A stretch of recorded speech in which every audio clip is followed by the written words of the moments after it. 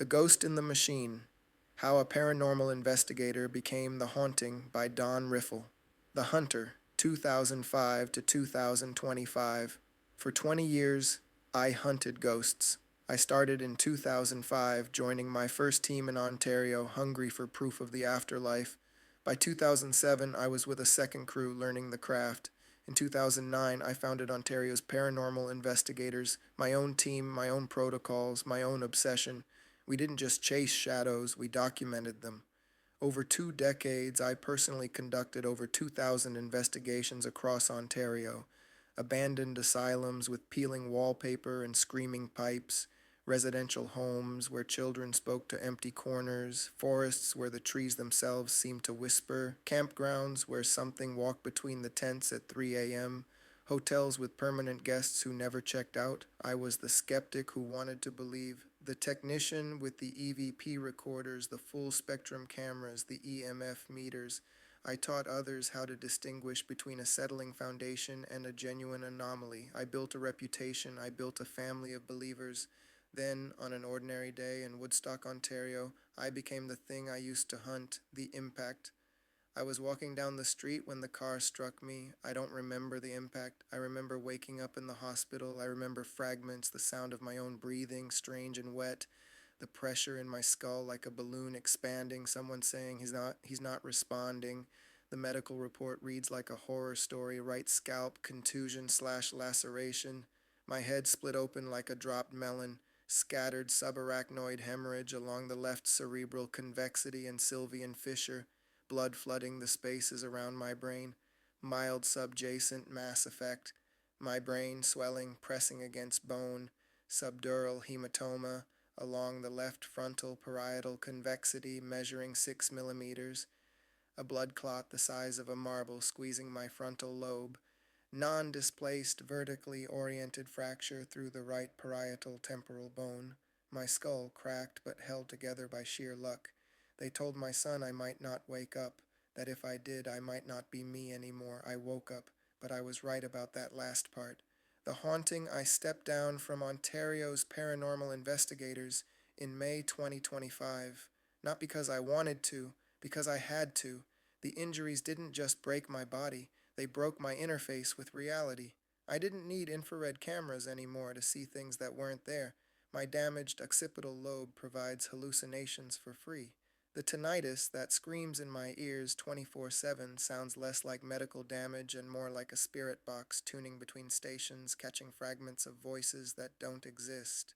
I used to hunt EVPs. Now I am one, disembodied, fragmented, struggling to make myself understood through the static. The symptoms are my new paranormal activity. Light sensitivity so severe my bedroom is a cave, blackout curtains nailed to the frame, the glow of a phone screen like a knife to the eyes, balance issues. I walk like a man on a ship deck in a storm, the floor tilting when it should be flat, my proprioception severed, memory issues, whole investigations I led, evidence I analyzed, names of team members I mentored, gone, or worse, half there, like a dream you can't quite hold on to, dizziness that comes in waves, the room spinning like I'm standing in the center of a vortex, mood swings and anxiety, my emotional regulation fractured along with my skull, gripping things, my hands betray me, coffee cups slip, door handles become puzzles, my camera, once an extension of my arm, now a foreign object I gave up hiking. Photography, driving, working, investigating. The irony isn't lost on me. I spent 20 years asking spirits to manifest, to show themselves, to prove they were still present despite their broken bodies. Now I understand them perfectly. I am present, but not fully here. I rattle around my own skull like a ghost in an empty house. The evidence in paranormal investigation we classify: hauntings, residual, an echo, a recording playing on loop, no consciousness, just energy repeating. Intelligent, aware, responsive, trying to communicate. My TBI is both. Some days are residual. I repeat the same actions, stuck in loops, forgetting I already checked the lock, already took my medication, already called my mother. Other days I'm intelligent, haunting, fully aware that I'm trapped, screaming silently at a body that won't obey, a brain that won't record, a world that has become unbearably loud and bright and wrong. I used to review audio for EVPs, electronic voice phenomena. Now I listen to my own speech, slurred and searching for words that used to come easily.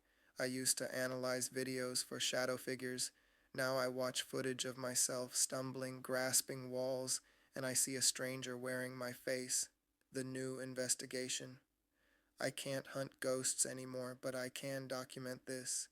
The medical system calls it recovery.